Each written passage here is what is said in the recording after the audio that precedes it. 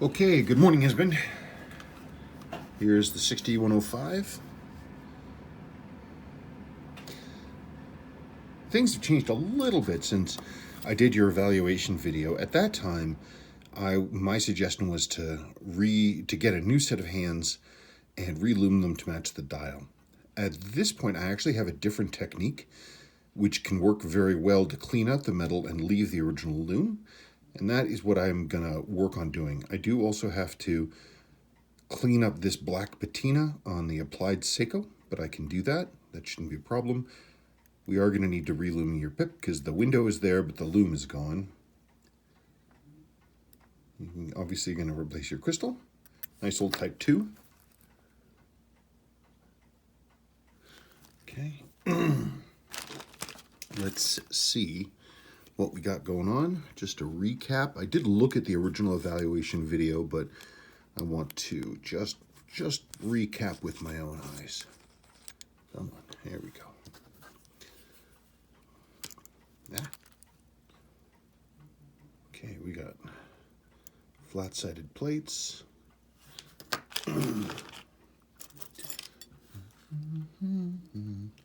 Okay, hang on just 1 second. There we go. That's what I'm looking for.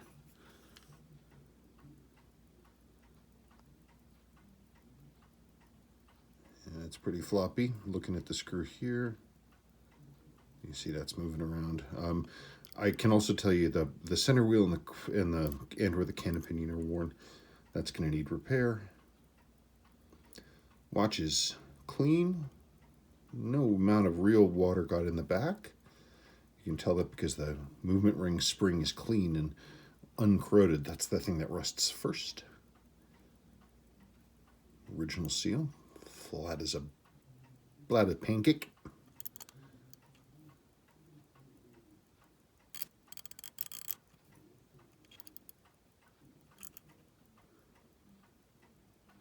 The balance is traveling pretty steadily. Look, we're not getting any wobble on it. That's a good thing. Okay, well, I say let's jump. So here's a closer look at the dial and the hands. Again, I like to see this a little bit. When the water gets on the loom, it pulls the salt out of the loom, and then you get this like surface, this crystalline surface. It looks like sunlight on snow. Just a little bit. The little like flickery flakes. The dial is going to clean up pretty nicely. You can see the sort of rougher surface there in the shadow, and that's again the water pulling the salt out of solution. And when I shadowed over, you can see the lumpiness of it. I'm going to try my trick to clean this up. It goes after this black corrosion. Sometimes that comes back to nice plating. This is pretty severe. That's probably going to go to brass, but you know, we'll find out. We'll find out. Yeah, you can see the flakiness of it with the water that got in, and in here too. Well, the dial's mostly good. We'll figure it out. And again, always nice, fun to see. We pull the, oops, darn it. We pull the crystal, I'm sorry, we pull the dial. Watches July 1975. So the dial should be June 75 typically, and that is what we see. For some reason, the vast majority of the time, I'll see the dials are 1 month before the case back. Not all the time. Sometimes it's the same month, but that's about it. Interesting. Oh, that's somebody's fingerprint. I'll have to look for servicing marks on this thing. See who put their fingerprint on the back of this. Wasn't me. Cool stuff. Okay.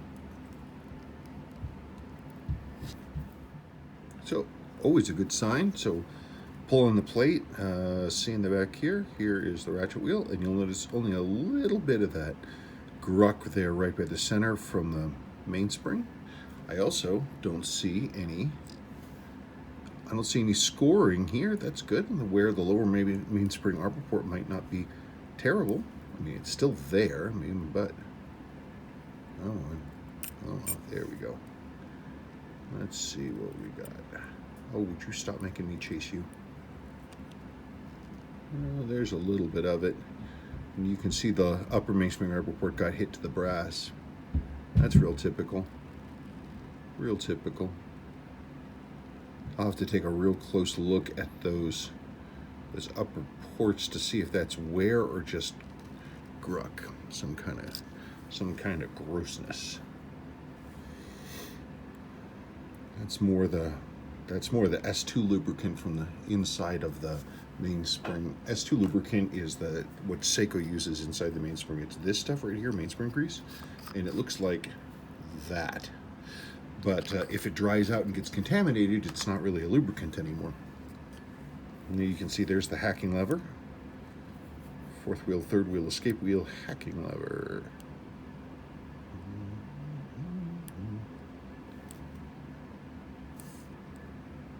Okay, I'll look these over here carefully in just a minute. And I don't have a camera in front of me. Though it is interesting, actually. I'm kind of doing this disassembly using the phone. Kind of makes it that I don't have to use as much magnification. That's kind of a trippy thing. The train is intact. Everything ran the way it was supposed to. Let's get this. Hold on. There's your hacking lever. Oops. The same hacking lever that all the 6000 series uses. 6306 uses a different one. Nice big cutout there.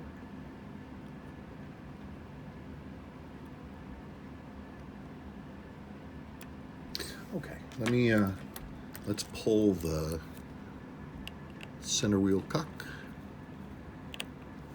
Come here, stop fighting me.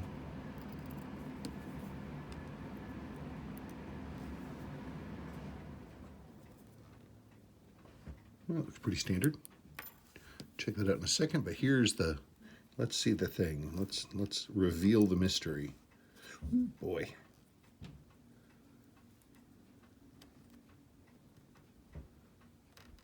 Wow. Yeah, actually, the lower mainspring arbor port's pretty worn, but in a, crazy. Yeah, it's all blown out towards the upper side. Well,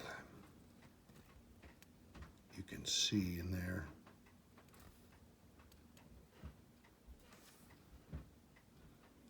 Okay, well, obviously we were going to redo it anyway, but it's a little more worn than I thought. For fun, let's pop the mainspring. Barrel open. It's nice and tight. Doesn't want to open, tell you that. That's a good sign. It means it hasn't been opened and closed a whole bunch. Yeah, pretty typical.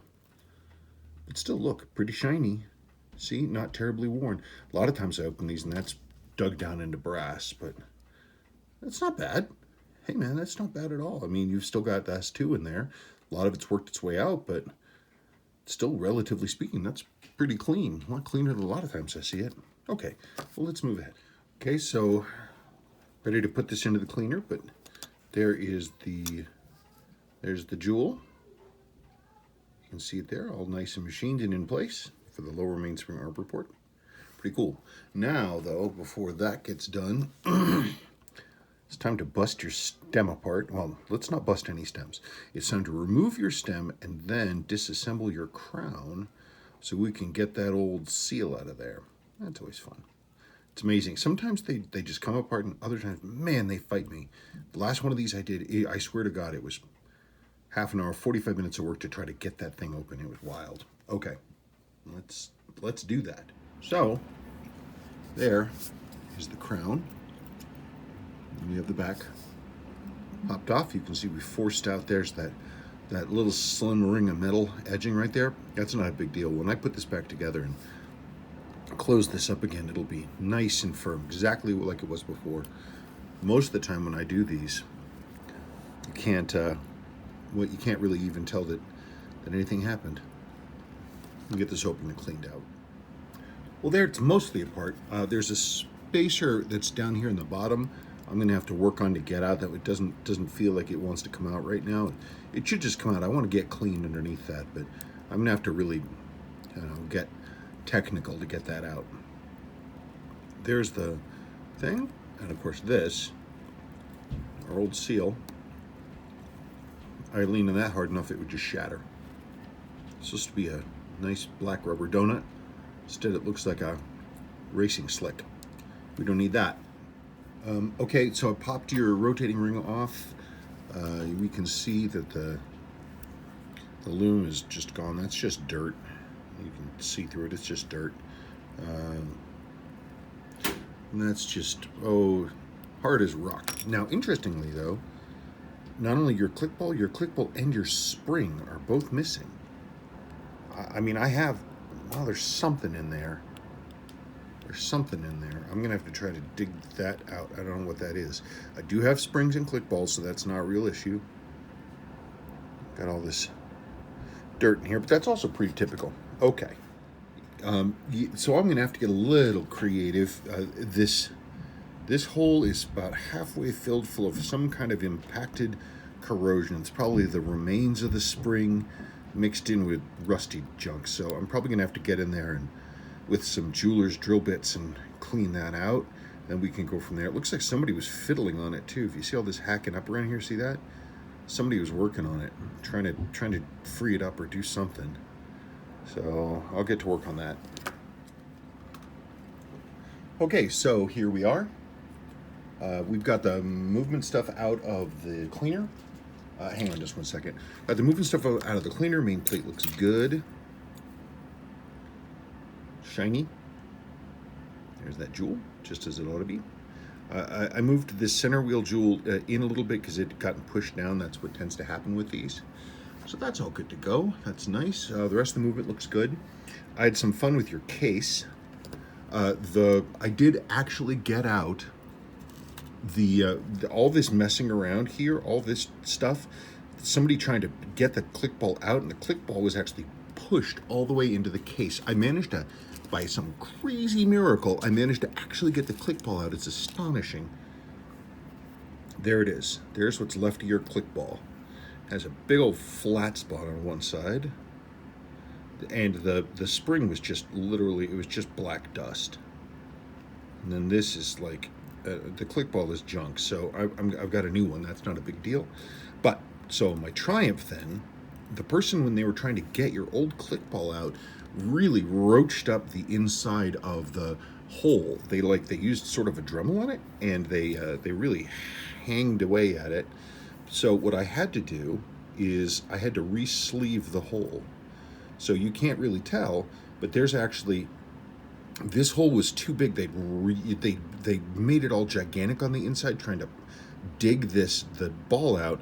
So what I did actually then is I machined out the entire thing. The whole thing I machined out. And then what I did is I sunk in a stainless steel tube, little teeny tiny jeweler's tube, sunk that in to basically re-sleeve it. And then I'm gonna cut a custom spring to length just for that, so that it will work properly again and it'll look nice. So that was a fun little repair, but that kind of took me, all this stuff took me to the end of my day. So it's quitting time. I'm gonna pull the plug and we will revisit tomorrow morning. Okay. Well, good morning. We're actually, at this point, we're kind of bridging into the afternoon. Okay, so this is your original handset. And I have gone through and cleaned it. You can still see it has some plating loss, but like that black stuff is gone, and that's your original loom. Original loom is really, really, really super duper important. So these look a little, I mean, you've got some plating loss here, but they're original to your watch. And these days, the value on these is rising to the point that it's just, it would damage the value of your watch to damage the originality. So I'm going to clean these up a little better, but honestly, when you're wearing them, I think they're going to look great, and of course they're going to match the watch. Now, if you decide that you really don't want that, we certainly can go with my original plan A, but I wanted to try this first. I was able to clean up your stained and darkened Seiko here. It had a little bit, interestingly, it had these kind of dark marks right here. I'm not exactly sure what those are. It's not something I normally see. It almost looks like somebody was scratching it a little bit, but I cleaned it up, and it certainly looks better than it did. So I want to move forward, and let's get going. I've spent a good amount of the morning chasing down a gremlin in your movement, but I'm pretty much there. I don't know. You see, I like it. But it's not my watch, so you have to tell, darn it, you have to tell me what you think. I mean, I'll get it under glass and everything else like that, and it's easily reversible, but for me, yeah, it's got some patina. It's not going to be mint, but it never will be mint. And believe me, I've seen far, far, far rougher watches. The lume is, in my mind, is really what matters. But that's me. You let me know. Here, by the way, is your reassembled stem and crown. So that's your original ring put back into the crown. And the new seal is in there. So it's nice. I mean, it really looks like nothing happened, which is great. It's so satisfying. There it is. Ready to go. Cool. Okay, starting down the path of final assembly. I just dropped on the winding bridge and the winding weight, and we can see that the watch movement is nice and clean, and it's clearly running. Looks good. Winds smoothly, does what it's supposed to do. Moving forward.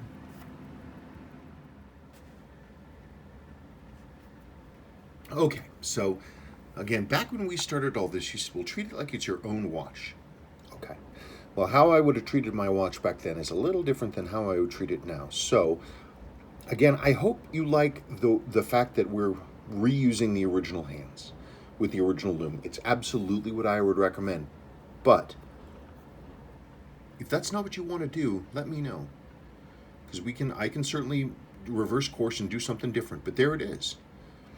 There's your original pip. I've reloomed with my old Vintalume, and that's original lume on your hands. The repair I did to the click ball shaft is successful, and the crown now indexes. You can hear it clicking along there.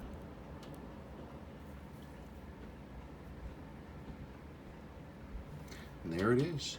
Crown locks. Movement hacks.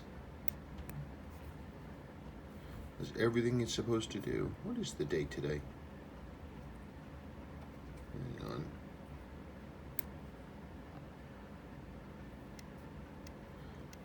Gosh, it's like the 26th or something? Amazing. And of course I'm wearing a no date watch. Let's just pretend it's the 26th. Okay, there that is. It's all snapped in. There's your watch. It is ready to go. Here's your strap that it came on, which of course you'll get back. Here are all the old parts that you've got, and I don't know, that's really about it. You let me know if you're okay with this change of course. It's what I would do, but this is your watch, so you let me know. Okay, bye-bye.